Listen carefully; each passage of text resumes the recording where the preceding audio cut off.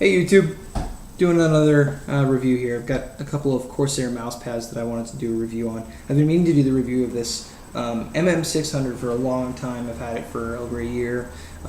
Really like it. I just picked up the MM200 because I got a new laptop to travel with, powerful laptop. I kind of want to have a nice mouse pad to go with it. So I got the MM600 Vengeance. That's the larger pad that I have. So if you've been looking at any of the Corsair pads, you're probably familiar with it. I don't know how different it is from the MM600. That's not the Vengeance. The only difference that I see is that this one has a red stripe. Woo! So buy a Sharpie, it'll save you $10. I didn't know there was a difference when I bought it. So basically, the 600 is really awesome mouse pad. It makes using your mouse pleasurable. This is a solid aluminum body. It's just a 3/16 inch thick piece of aluminum sheet with some rubber caps on the corners, and it sits on these rubber corners. It doesn't move at all. You can't get the thing to move. It's awesome. It's very sturdy. It doesn't really bend, and it's double sided. So one side is this sort of more rough texture. It looks a little bit more like a blackboard. This side is much smoother, and it's got this sort of hex pattern on it that everybody seems to be using nowadays. I prefer the rough side. I've been using that almost exclusively. I tried switching back and forth. The rough side for me provides a little bit more grip against the mouse, which gives you more stop and go precision. So with really high DPI, for me that's kind of a big deal.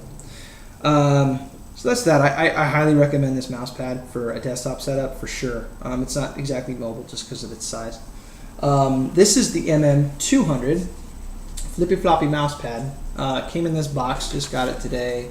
If you're curious, because the box has a little feeler thing right here with this is actual mouse pad. Just so that you're aware, the actual mouse pad here is just a piece that they've stuck in the box. So you don't have to worry about just having gotten scratched up if it's in the store or something like that.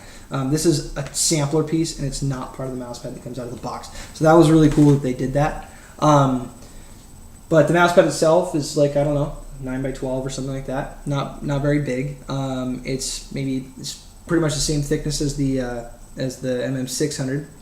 The 200 has a really nice kind of shiny, I don't know, silk-like kind of texture. But if you look at it in the light, you probably can't see it because my camera sucks, but it's very sparkly. I assume that's probably really good for optical mice or whatever, gaming mice in general probably can really get a lot out of this thing.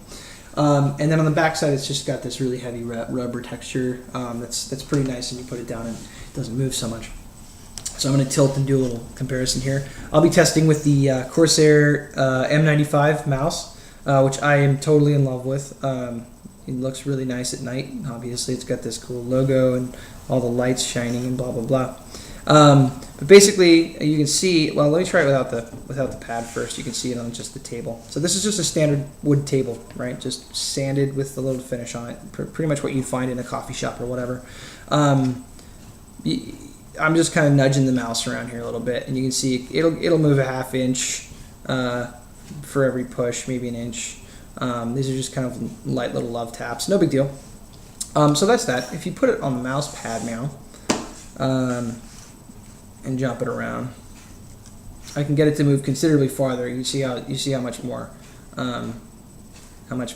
I mean, that thing just flies. That moved a good 2 inches or more. So the motion of it is really good. The other side, this is the slick version, the slick side. It doesn't seem too much different, but there's less of an abrupt stop. It's almost like the texture doesn't really grab it. It's more like ice, so the thing glides more to a stop. And that's just my personal perception of very subtle differences.